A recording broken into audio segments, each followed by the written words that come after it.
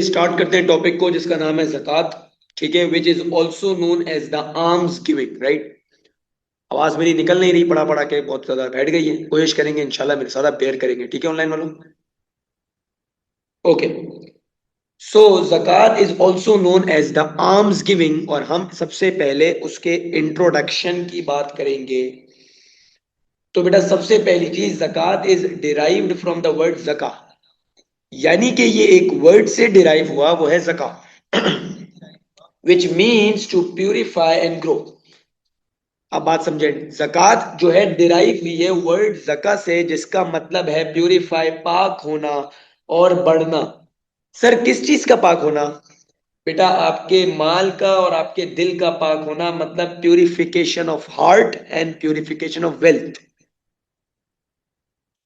Heart का मतलब ये कि लालच से आपका दिल पाक हो जाएगा और आपका माल साफ हो जाएगा। एंड द सेकेंड इज कि आपका वेल्थ ग्रो भी होगा, यानी कि आपकी वेल्थ में इजाफा भी होगा, क्योंकि अल्लाह की राह में आप खर्च कर रहे हो। तो जक़ात इस वर्ड से डिराइव हुआ है और उसका मतलब purify and grow, right. Purification of wealth as well as heart and growth of wealth.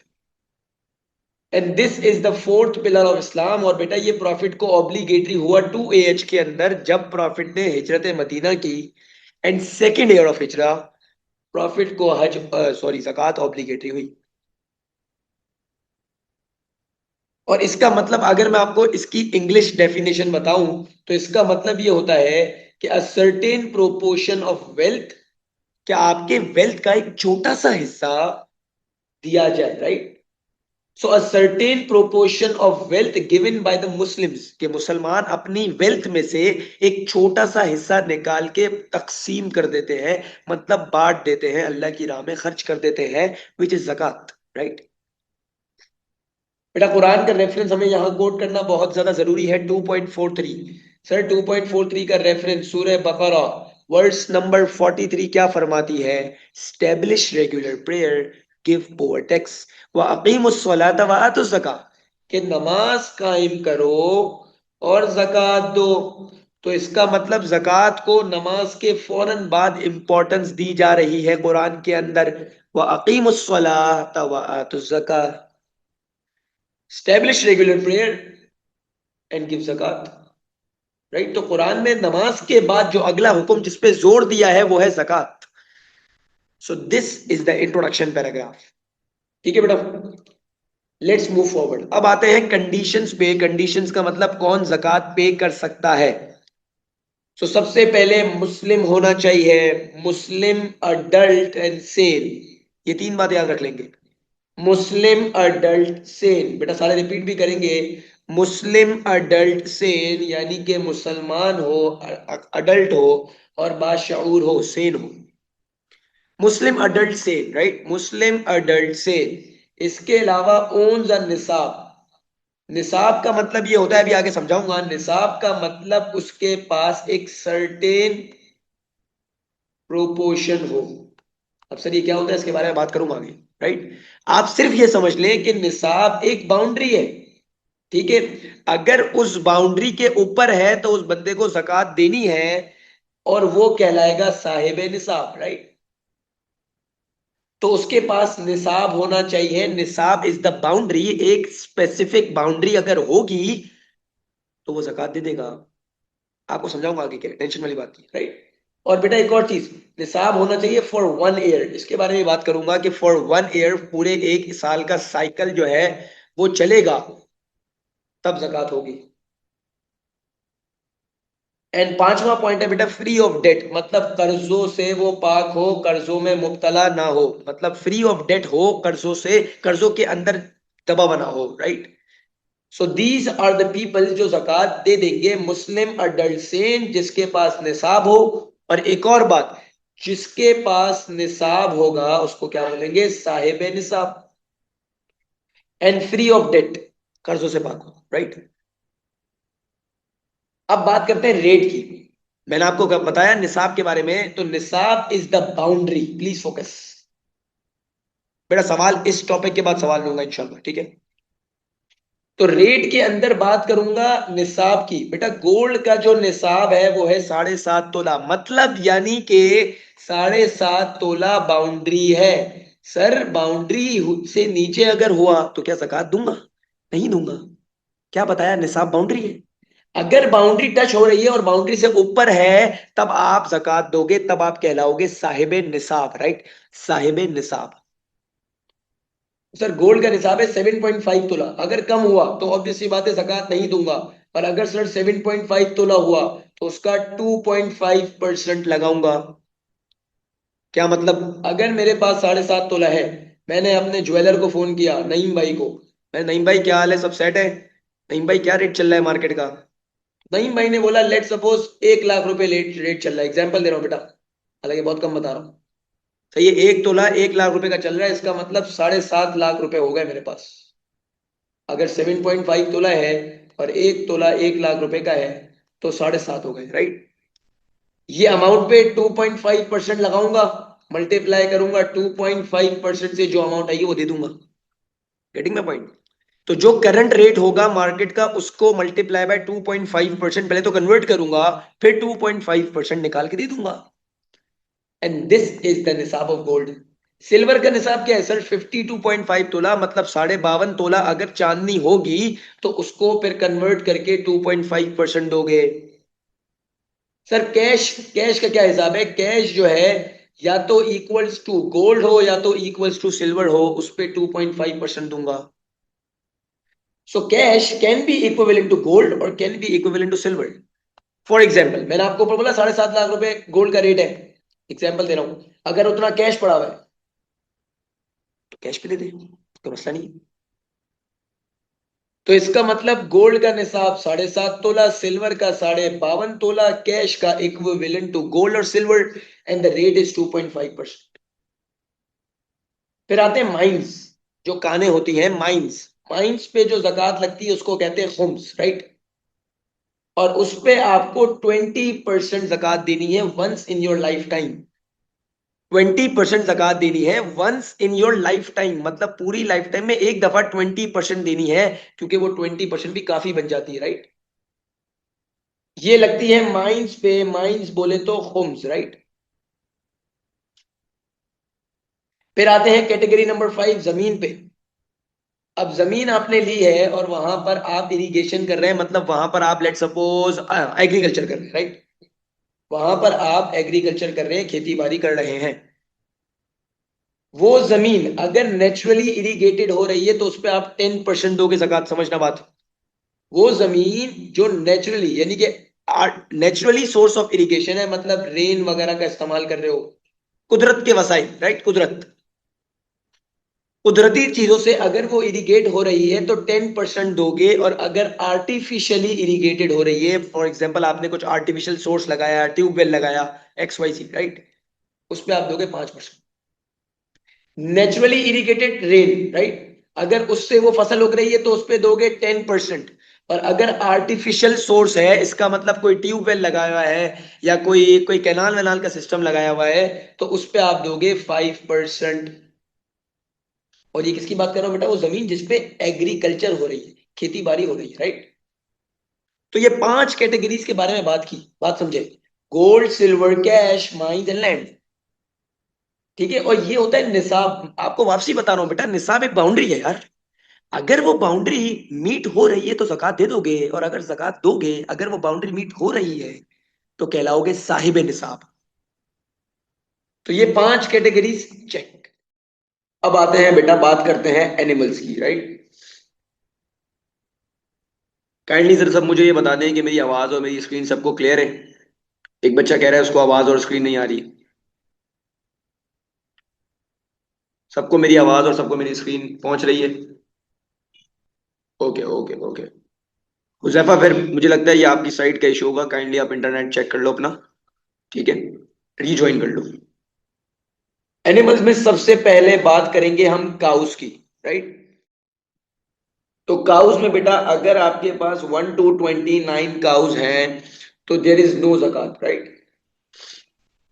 अगर 30 to 39 है तो 1 ईयर ओल्ड काफ देनी है, मतलब एक गाय का बच्चा 1 साल का आपको दे देना है। अगर 40 to 59 होंगी तो आपने 2 ईयर ओल्ड काफ यानी कि एक 2 साल का बच्चा आपने देना है गाय, एक 2 साल का गाय का बच्चा आपने ज़कात में देना है। फिर अगर 60 to 69 हुई तो दो, बात समझेंगे, दो 1 ईयर ओल्ड काफ देने हैं, मतलब दो गाय के बच्चे देने हैं जो एक एक साल के हों। तो इसका मतलब थोड़ी टेक्निकलिटीज यहां पर हैं, अब समझेंगे। ऑन एवरी 30, हर 30 पे हम एक, सुनिएगा, हर 30 पे हम एक गाय का बच्चा ज़कात पे देंगे, on every 30। And on every 40 हम 2 साल का एक गाय का बच्चा ज़कात में देंगे, राइट, 2 ईयर ओल्ड काफ, एवरी 40। सर एवरी 40 का मतलब क्या हुआ? लेट सपोज हमारे पास 80 है, एग्जाम्पल दे रहा हूं बेटा, 80 है, तो 80 का मतलब 80 गाय है, तो इसका मतलब सर इसका ब्रेकडाउन बनता है 40 and 40, राइट। तो इसका मतलब ये है कि एवरी 40 पे आप क्या ज़कात दोगे? एक 2 साल का बच्चा, राइट। तो यहाँ दो 40 है, तो आप दो गायें ज़कात में दोगे जो कि 2 साल की होंगी, राइट, जो कि 2 साल की होंगी। क्योंकि एवरी 40 पे क्योंकि देखो ना 80 है बेटा, एवरी 40 पे 2 ईयर ओल्ड का आप दे रहे हैं, तो इस पे एक 2 ईयर का दिया और इस पे एक 2 ईयर का दिया, तो इसका मतलब दो गाय के बच्चे 2 साल वाले दे दिए, राइट, मतलब दो गायें 2 साल वाली दे दी, राइट। तो एवरी 30 में एक दे रहा है, और वो भी 1 साल का, राइट। और एवरी 40 में भी एक देना है, बट वो 2 साल का होगा, उसकी उम्र 2 साल की होगी, राइट। तो ये हमारा काउस का सिलसिला है, राइट।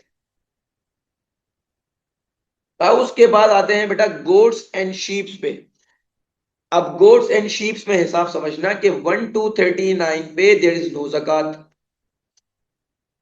अगर 40 to 120 होंगी तो आपने एक शीप या एक गोट देनी है। फिर 121 से लेकर 200 होगी तो दो शीप दे देंगे या गोट। और 201 से लेकर 399 तक आपने तीन देनी है, ठीक है। मतलब क्या होगा इसके बाद, हर एक 100 के बाद आपने एक चीज ऐड कर देनी है, राइट। 201 से लेकर 399 तक तीन शीप, फिर आगे एक और 100 पे चार हो जाएंगी, फिर पांच हो जाएंगी। तो ऑन एवरी 100 यहां +1 करते रहोगे।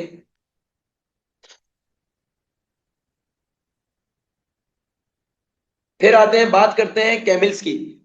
तो अब कैमल्स में अगर 1 to 4 कैमल्स हैं so there is no zakat, right.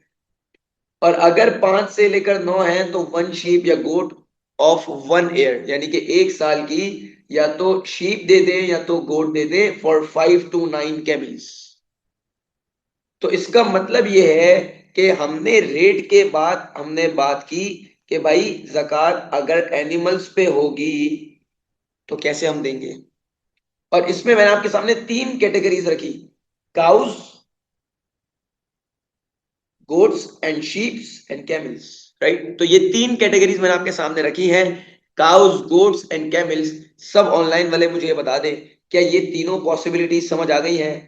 Gold silver cash वगैरह की तो बात हमने कर ली, राइट। ये पांच की तो बात मैं आपके सामने कर चुका हूं। मैंने ये जो तीन ये बात की जो थोड़ी टेक्निकल बातें थी, काउस की, गोट्स एंड कैमल्स, क्या ये सबको क्लियर हो चुका है? एवरीवन रिस्पॉन्ड करेंगे और बता देंगे। अगर समझ आ गया है तो यस लिख दें, नहीं तो फिर हम रिपीट कर देंगे इसको, फिर हम कहानी को आगे बढ़ाएंगे।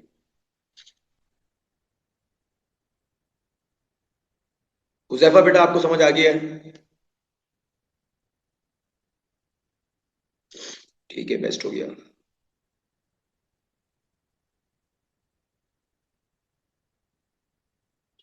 ठीक है, बेहतरीन।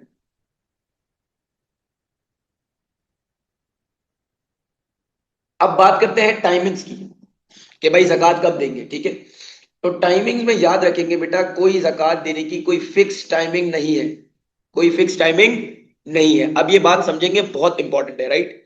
सो there is no fix timing. Most of the people वो क्या करते हैं, वो रमजान में जक़ात निकालते हैं। सर क्यों? क्योंकि आपको पता है बेटा रमजान में सवाब ज्यादा होता है, एक नेकी का सवाब मल्टीप्लायर इफेक्ट लगता है ना उस पे, तो नेकी पे मल्टीप्लायर इफेक्ट लगता है। सो दैट इज वाई लोग ज़कात देते हैं रमजान में। तो सर क्या जरूरी है हम भी ज़कात रमजान में ही दें? ऐसा पॉसिबल नहीं है बेटा। अब याद रखो, मैंने आपको बताया था आप ज़कात देते हो for one lunar year, for one calendar year. For example मैं आपको एग्जाम्पल देता हूं। मैं आपको एग्जाम्पल देता हूं। फॉर एग्जाम्पल मैंने पिछले साल ज़कात दी थी शव्वाल के महीने में, एग्जाम्पल दे रहा हूं, ठीक है? तो अगला जो मेरा फिस्कल ईयर, जो मेरा पूरा जो साइकिल घूमेगा वो शव्वाल तक नेक्स्ट पे आएगा, राइट? तो इसका मतलब अगर पिछले साल शव्वाल में दी थी तो अगले साल भी अगर एक साल पूरा राउंड कंप्लीट होता है तो वो शव्वाल में होगा ना। मतलब मैं शव्वाल में ज़कात दूंगा। तो कहने का मकसद ये है कि भाई एक पूरा कंप्लीट साल हो जाना चाहिए। और हर बंदे का साल वेरी करेगा, हर बंदे का साल वेरी करेगा। फॉर एग्जांपल अगर मैं शवाल टू शवाल जा रहा हूं, अब लेट सपोज साइम भाई रमजान टू रमजान जा रहे होंगे, ठीक है, या कोई मुहर्रम टू मुहर्रम जा रहा होगा, तो याद रखिएगा it varies, it is different for person to person, ठीक है? पर्सन टू पर्सन वेरी करेगा, सबका सेम नहीं होगा। हाँ, पिछले साल किसने रमजान में दी थी वो रमजान में दे अगले। सो इट वेरीज, ठीक है, ये वेरी करेगा from person to person.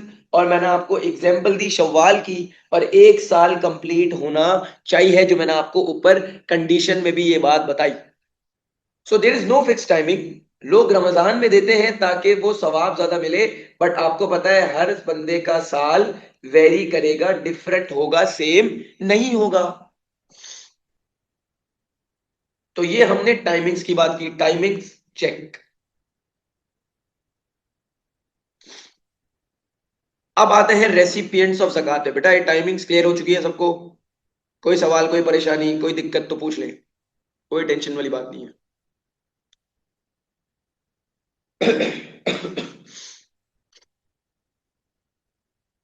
Perfect हो गया, परफेक्ट हो गया, जबरदस्त। अब आते हैं, बात करते हैं रिसीवर्स की, जिसको हम कहते हैं रेसिपिएंट्स ऑफ ज़कात। बात समझेंगे? रेसिपिएंट्स ऑफ ज़कात, सर रेसिपिएंट्स का मतलब रिसीवर्स के, कौन ज़कात ले सकता है। मैं क्या कह रहा हूं, कौन ज़कात ले सकता है? कुरान फरमाता है बेटा 9.60, चैप्टर नंबर 9, सूरत नंबर 9, आयत नंबर 60 में कुरान का रेफरेंस फरमाता है अबाउट 8 रेसिपिएंट्स, के यानी कि 8 वो लोग हैं। सो 8 वो लोग हैं जो ज़कात ले सकते हैं। So there are in total 8 recipients, यानी कि 8 रिसीवर्स। आजा बेटा कुरान की आयत पढ़ते हैं, बिस्मिल्लाहिर्रहमानिर्रहीम। कुरान क्या फरमा रहा है 9.60 में, बात समझेंगे। बिस्मिल्लाहिर्रहमानिर्रहीम कि इन्नमस सदक़ातु लिल फुक़राई वल मसाकीनी वल आमिलीना अलैहा वल मुअल्लफति क़ुलूबुहुम व फिर रिक़ाबी वल गारिमीना व फी सबीलिल्लाहि व इब्निस सबील। बात समझेंगे? कुरान फरमा रहा है कि सदका दो फकीर को, मिस्कीन को, आमिलीन को, वल मुअल्लफती कुलूबुहुम को समझाऊंगा, व फिर रिकाबी को, वल गारिमीना व फी सबीलिल्लाहि व इब्निस सबील। तो आप चेक कर ले, 1 2 3 4 5 6 7 और 8। तो कुरान ने टोटल आपको 8 रेसिपिएंट्स बता दिए। सर ये रेफरेंस याद करनी पड़ेगी? यस बेटा, रेफरेंस याद करनी पड़ेगी आपको। अब सर इसको समझाएं, इस रेफरेंस को इलेबरेट करें। तो मैंने बोला कुरान क्या फरमा रहा है कि भाई सदका दोगे आप पुअर को, तो यानी कि पहली कैटेगरी है फुकरा। फुकरा मतलब पुअर। फिर है मिस्कीन, राइट, मिस्कीन मसाकिन। फिर उसको हम कहते हैं नीडी। फिर बेटा यहां पर एक बात थी वल आमिलीन, मैं आपको कुरान का वर्ड भी सिखा रहा हूं, प्लीज फोकस करके सुनेंगे, राइट? वल आमिलीन, जिसको हम कहते हैं कलेक्टर्स ऑफ जक़ात। सर ये कौन होते हैं? बेटा जो डिपार्टमेंट्स में काम कर रहे होते हैं, जो एनजीओज में काम कर रहे होते हैं, लेट सपोज जीडीसी में, सैलानी में, अल कादिर फाउंडेशन में जो लोग काम कर रहे हैं, जो इस डिपार्टमेंट में है, जो कलेक्ट कर रहे हैं, उनको भी दे सकते हैं। तो इन्नमस सदक़ातु लिल फुक़राई वल मसाकीन वल आमिली, राइट, तो ये तीन कैटेगरीज। देन है वल मुअल्लफती कुलूबुहुम, वो बंदा जिसका अभी दिल फिर गया, राइट, यानी कि वो इस्लाम की तरफ आ गया, न्यूली कन्वर्ट, ठीक है, इस्लाम की तरफ आ गया, उसको मसले मसाइल पेश हो रहे हैं, तो आप उसकी मदद कर सकते हो, राइट। तो फुकरा, मिस्कीन, आमिलीन वल मुअल्लफती कुलूबुहुम। देन फिफ्थ, व फिर रिकॉबी, रिकॉब का मतलब ये होता है जो स्लेव्स की कल्चर में है। मतलब आपको पता है बेटा, मास्टर है एक और एक स्लेव। फॉर एग्जांपल मैं आपको इसकी एग्जांपल देता हूँ, बात समझेंगे आप। क्लास में दो बच्चे की एग्जांपल लेते हैं, लेट सपोज हमने एग्जांपल ले ली हसनैन की और अली की, ठीक है। अब मास्टर और स्लेव के कल्चर में क्या होता है, मास्टर बोलता है स्लेव से कि भाई मैं आपको जाने नहीं दूंगा, आपको कैदी बनाया हुआ है मैंने, और आपसे मुझे $1 लाख लूंगा, अगर आप इतनी पेमेंट दे दोगे तो आपको मैं छोड़ दूंगा, ठीक है। इतने पैसे वो मांग रहे हैं मास्टर स्लेव से। अब स्लेव बेचारा गरीब आदमी है, ठीक है। तो कोई एक बंदा आया, लेट सपोज ये साइम आ गया, साइम आया और साइम ने क्या किया, साइम की जकात निकलती थी $1 लाख की। तो साइम भाई ने क्या किया, साइम भाई ने मास्टर को दिए, ठीक है, मास्टर की रकम मिल गई और उसको बोला बेटा स्लेव को छोड़ दो। तो उसने स्लेव को छोड़ दिया, स्लेव फ्री हो गया, साइम भाई की जकात निकल गई और मास्टर को पैसे मिल गए। समझ रहे हैं बात को? तो इसका मतलब ये है कि स्लेव्स को फ्री करवाने में भी हम जकात दे सकते हैं, ठीक है। फिर बात की जा रही है वल गौरिमीन। वल गौरिमीन का मतलब ये है कि जो डेट में है, यानी कि जो कर्जों में है, राइट, जो कर्जों में है उनको भी, उनके भी कर्जे आप खत्म कर सकते हैं, राइट। फिर है वफी सबीलिल्लाहि वबन सबील, राइट, बात समझेंगे। वफी सबीलिल्लाह मतलब इन द वे ऑफ अल्लाह, जो वो लोग जो बंदे जिहाद में पार्टिसिपेट कर रहे हैं तो उनकी मदद कर सकते हैं। और वबन सबील का मतलब ट्रेवलर्स, ठीक है, वो लोग जो ट्रेवलर्स हैं, अब ये बात समझेंगे आप, ट्रेवलर्स हैं, ठीक है, सफर पे है वो। सर एक बंदा सफर पे है, रहता वो इस्लामाबाद में है, चलाता वो BYD है, ठीक है, इसके अलावा उसके पास LC भी खड़ी है वहां पर, और इस्लामाबाद में तकरीबन 1500 गज के मकान में रहता है। बात समझेंगे, यानी कि अपनी वो जगह पे उसकी हालत बहुत जबरदस्त है और बहुत अच्छे तरीके से बहुत अच्छी लेविश लाइफस्टाइल गुजार रहा है, तो सर क्या उसको दे सकते हैं? यस बेटा दे सकते हैं। अब बात समझेंगे हम। देखो इररिस्पेक्टिव के वो अपनी जगह पे बहुत बेहतरीन जिंदगी गुजार रहा है, इररिस्पेक्टिव ऑफ द फैक्ट कि भाई वो अपनी जगह पे बहुत अच्छी जिंदगी गुजार रहा है, बट अभी सफर में अगर मुश्किलात हो रही हैं तो उसको आप दे दोगे, इररिस्पेक्टिव ऑफ द फैक्ट कि भाई वो अपनी जगह पे इस्लामाबाद में रह रहा है, अच्छी जगह, अच्छी गाड़ी, अच्छा बंगला और अच्छी जगह पे स्टे कर रहा है, इररिस्पेक्टिव ऑफ द फैक्ट, वो हम नहीं देखेंगे। अभी अगर मजबूर है, अभी अगर मामला इसके खराब है तो आप उसकी मदद कर सकते हो। तो इसका मतलब ये कुरान ने आपको 8 कैटेगरीज बताई, 1 से लेकर 8 तक, और मैंने आपको उसको प्रूफ कर दिया बेटा रेफरेंस से। कुरान की reference 9.60, chapter number 9 verse 9 chapter number 9 verse 60। 8 recipients की बात की आपने, ठीक है, 1 2 3 4 5 6 7 एंड 8। सो रेसिपिएंट्स ऑफ ज़कात सबको समझ आ गए बेटा? बहुत आराम से और बहुत डिटेल से समझाए ताकि आपको वो कुरान की रेफरेंस के बारे में पता चले, राइट। कुरान फरमा रहा है और हम अपनी तरफ से नहीं बता रहे हैं, कुरान हमें फरमा रहा है 8 recipients, so 8 recipients in front of you guys, right. तो रेसिपिएंट्स चेक। यहां तक कोई मसला बेटा किसी को? किसी ने कुछ पूछना है तो पूछ ले, कोई मसले वाली बात ही नहीं है, घबराने वाली कोई बात ही नहीं है, ठीक है ठीक है, बेहतरीन हो गया माशाल्लाह। आज सब लोग माशाल्लाह बहुत गौर से सुन रहे हैं लेक्चर को, बड़ी खुशी है इस बात की मुझे। अच्छा अब हमने बात कर ली रेसिपिएंट्स की, ठीक है। अब बात करूंगा नॉन रेसिपिएंट्स की। सर नॉन रेसिपिएंट्स का मतलब क्या है? नॉन रिसीवर्स, जिनको जक़ात नहीं दे सकते, जो जक़ात नहीं ले सकते, राइट। अच्छा सर उसमें आएंगे नॉन मुस्लिम, ऑब्वियसली, सैयद की फैमिली, यानी कि फैमिली ऑफ सैयद को हम कहते हैं सादात, सैयद की फैमिली। फिर एक अमीर बंदा है उसको नहीं दे सकते, हस्बैंड वाइफ को, वाइफ हस्बैंड को नहीं दे सकती, फिर आप अपने पेरेंट्स को, चिल्ड्रन को, ग्रैंड पेरेंट्स को वगैरह नहीं दे सकते, मतलब people who are in the relation, उनको भी आप जक़ात नहीं दे सकते। ठीक है। अच्छा, ये फैमिली ऑफ सैयद की बात समझो। बेटा देखो, जक़ात जो है वो लोगों के माल की इम्प्योरिटीज है, बात समझेंगे हम। जक़ात जो है लोगों के माल की इम्प्योरिटीज है। अब इसमें मैं आपको एक बैकग्राउंड स्टोरी सुनाता हूं कि एक दफा हजरत हसन, ठीक है, इमाम हसन अलैहिस्सलाम, हजरत हसन रदी अल्लाह तआला अन्हु का क्या हुआ मामला कि मस्जिद में एक दफा एक बंदा जक़ात की कुछ खजूरें बांट रहा था, तो इमाम हसन ने वो उठा के खा ली। तो प्रॉफिट ने फौरन उनको उनके मुंह से निकलवाई और उनको बोला कि या फेंक दें, क्योंकि the zakat are the impurities of people, ये उनके माल की गंदगी है। सही है, these are the impurities of the people, ठीक है, उनके माल की में से इम्प्योरिटीज है, निकल रही है, उनके माल की नापाकी है, और हम सैयद हैं, हम सैयद जो है इन सब चीजों से आजाद है, राइट। हम पे ये माल हराम है, मतलब हम ये माल कंज्यूम नहीं कर सकते, राइट।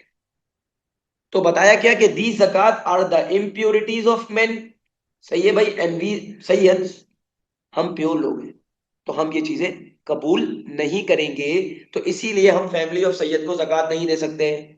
सही है, अमीर बंदे को नहीं दे सकते, हस्बैंड वाइफ को, वाइफ हस्बैंड को, और रिलेशन वालों को जक़ात नहीं दे सकते। So these are the non recipients. और उससे पहले हमने रेसिपिएंट्स की बात की, और सबसे पहले हमने स्टार्ट किया इंट्रोडक्शन से।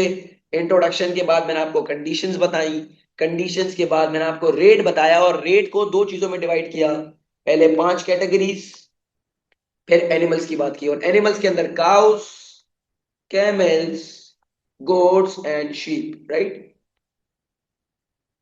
फिर मैंने आपके सामने बात की टाइमिंग्स की कि हर बंदे का टाइम डिफरेंट होगा।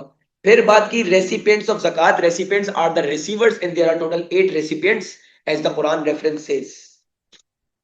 फिर बात की नॉन रेसिपिएंट्स की, तो सब लोग रिस्पॉन्ड कर देंगे, पूरा ए टू जेड लेक्चर यहां तक सबको क्लियर है। अभी पास्ट पेपर पे नहीं आया बेटा, समझ। अभी पहले टॉपिक पढ़ रहे हैं, सही है, उसके बाद उसके रेलिवेंट पास्ट पेपर्स करवाऊंगा, टेंशन वाली कोई बात ही नहीं है। फुल इंशाल्लाह एकदम बेहतरीन हो जाएगा ये टॉपिक, टेंशन नहीं लो। अभी हम टॉपिक पढ़ेंगे, जैसे हमने फास्टिंग को कवर किया ना, टॉपिक करेंगे। टॉपिक करने के बाद सही है, हम फिर उसके पास पेपर्स पे जाएंगे, एपिसोड 1 2 3 इस तरह लेके चलेंगे हम, ठीक है। घबराने वाली बात नहीं है इंशाल्लाह।